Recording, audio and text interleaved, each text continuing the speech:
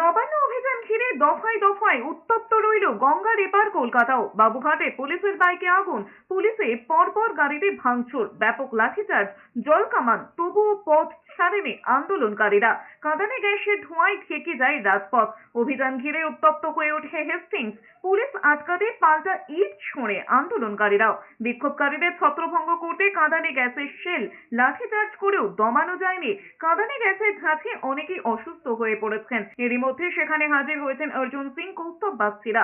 এদিকে শিয়ালদার কাছে এমজি রোডেও দফায় দফায় উত্তেজনা ছড়ায়। সেখানে পুলিশের সঙ্গে খণ্ডযুদ্ধ বাঁধে আন্দোলনকারীদের। প্রত্যেকেরই একটাই স্লোগান, উই ওয়ান্ট জাস্টিস।